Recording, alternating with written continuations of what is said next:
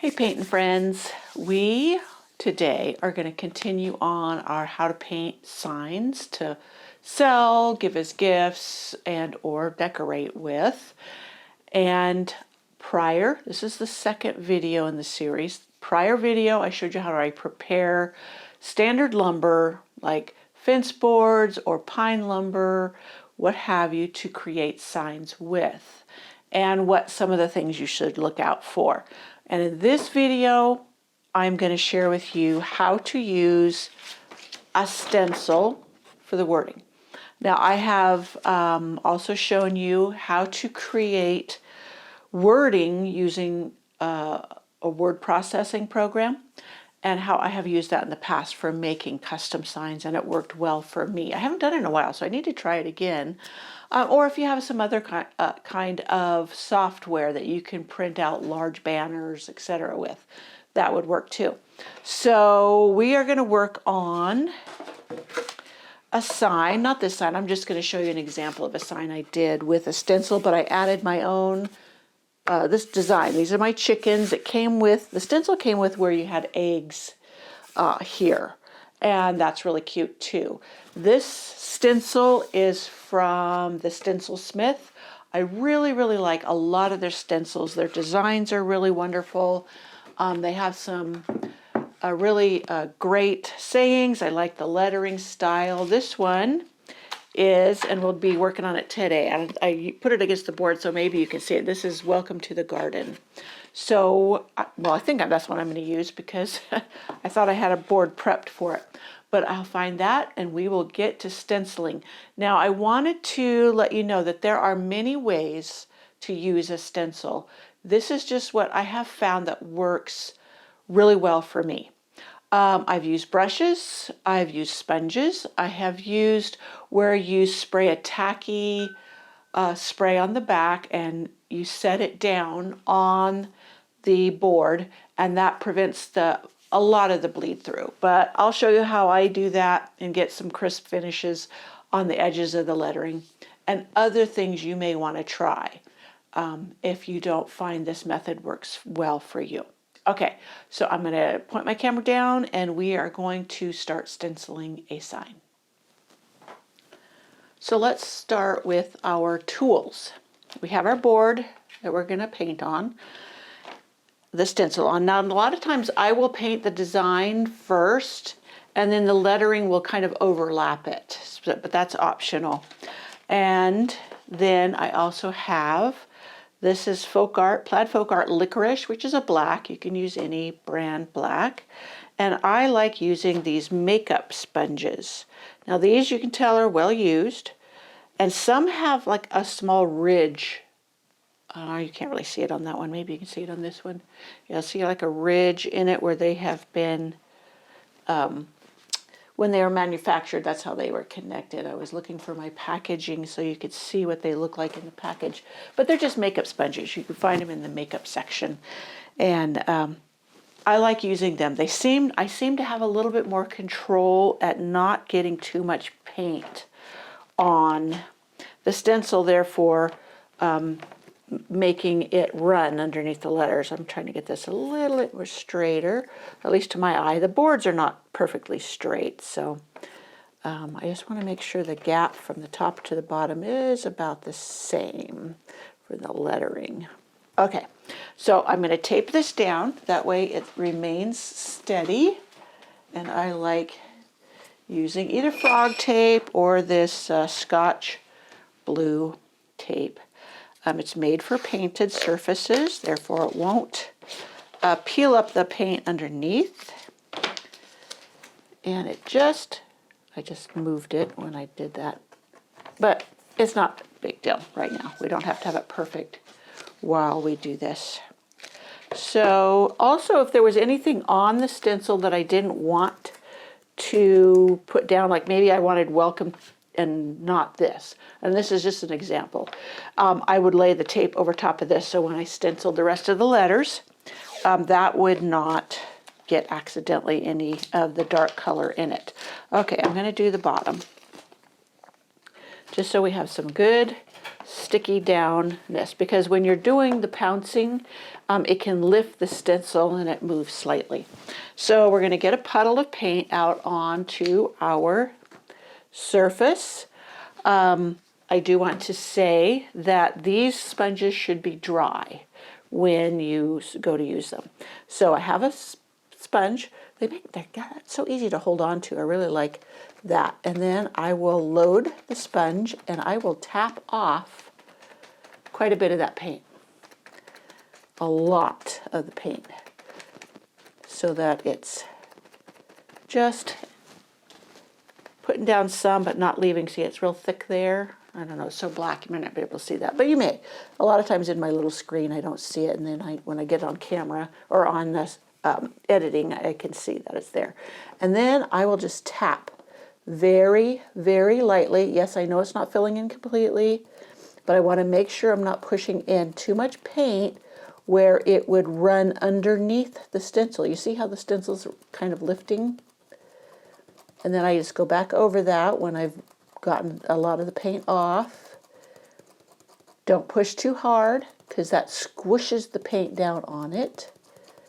And move the sponge. That way it doesn't leave a distinct pattern, especially if you have one with a ridge in it, and it will go cover over anything. Now I'm reloading and I'm tapping a lot of the paint off. And then I will go to the next section and do the same as I did before. And as I'm tapping, the paint's coming off very lightly. And then when I know there's hardly any paint left in the sponge, I will press a little bit harder. But that's way down the line. Like right now I am, because I know the paint has worn off, pushing a little harder on the sponge as I pounce it. Up and down.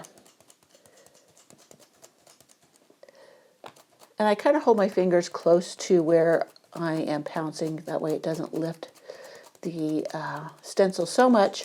That's why a lot of people like to put that adhesive on them.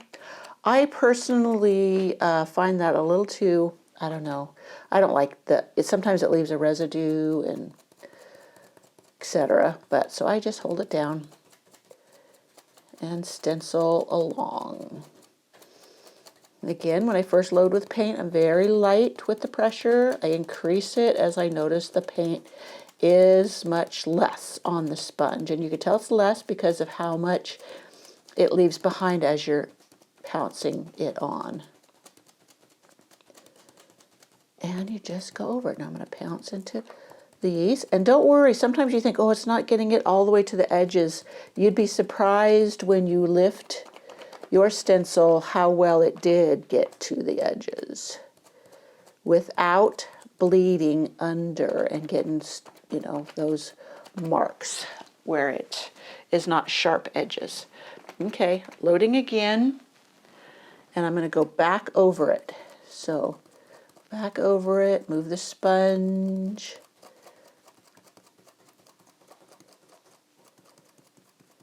And keep moving it. Now you see that? There's a divot in the wood, and that's why it's not getting down in there. I'm not too worried about that. It could be just a feature of the sign, because as I mentioned in the preparing the wood video and blog post, I tell people that these are rustic signs. Therefore, I expect them to have imperfections, etc., and that adds to the charm of my signs and the individuality. So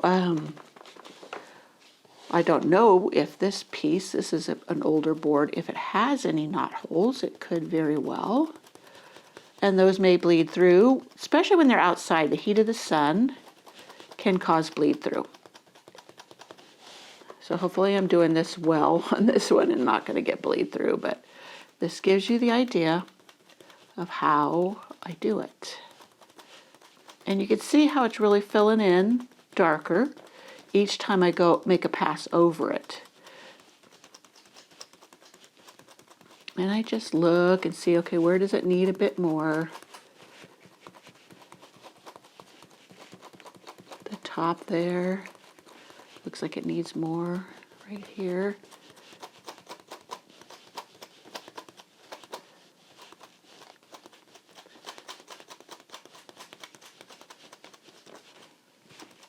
an M. It must be a rough spot of the wood because it's really not filling in down in there.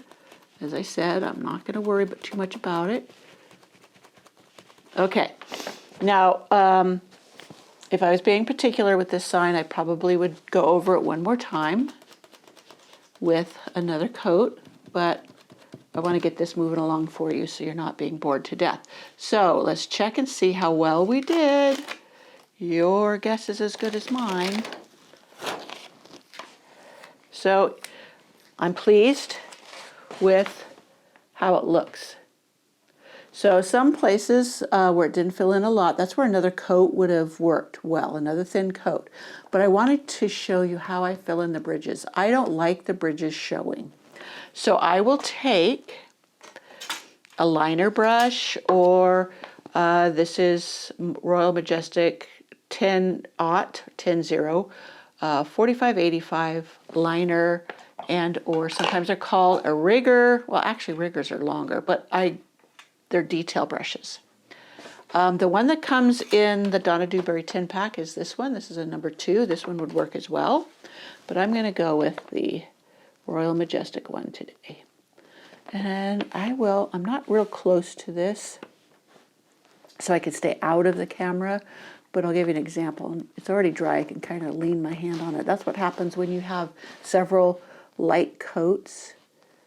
So I just start a ways back from the gap, and I just pull the brush across. I reload, and I'll do this O, and I just lay it in there very carefully. And sometimes I'll make a mistake, but again, I just go with the flow and I don't overstress, because the overall design will, obscure most mistakes you made. Now right here where it's got the little gap here for the yellow L, I just filled in with the brush. And normally I would work from left to right so I don't get my hand in it, but I had just picked a letter. It was easy for you to see. And I could get to from my distance. I'm just trying to keep my head out of the camera, so I'm a little further back from the surface than I normally would be. So I could very easily make a mistake I would not normally make. So here, the same.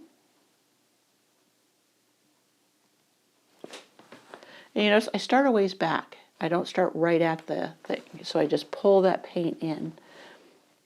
So I will show you how to do these little ones after this is dried so I don't get my hand in it. But again here, and I follow the shape of the letter. You notice I'm curving as I fill it in.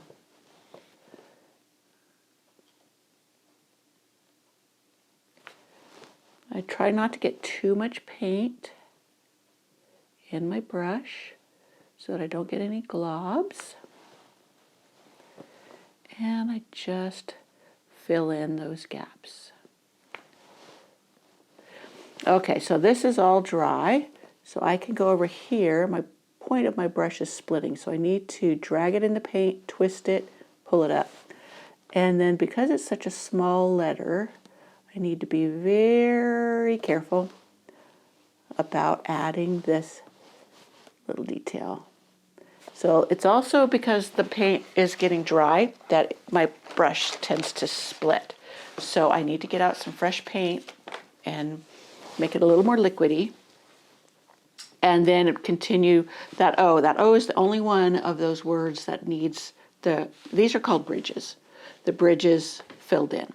So that, my friends, is how I use makeup sponges and the paint to fill in the stenciling wording. And it works great for me, always has. I've tried several different methods, and this is the one that I'm most comfortable with and have had the most success with, not getting the bleed underneath the stencil. So I hope you found this helpful. Check out the Stencil Smith. I am an affiliate, but I do love their stencils, and I have several of them. And I also have used Essential Stencils. Both of them, the link to them will be in the description box below. And let me know if you have found any really cool stencil companies that you like, because I'm always on the lookout for good quality stencils and things that are just a little bit different. Alrighty, there you go with the how to stencil your sign. And next up, we will paint a design on it. We'll figure out what I want to do. I was thinking daffodils. I haven't done a good daffodil tutorial and I need to work on that. So, all right, I will see you in the next video. Bye.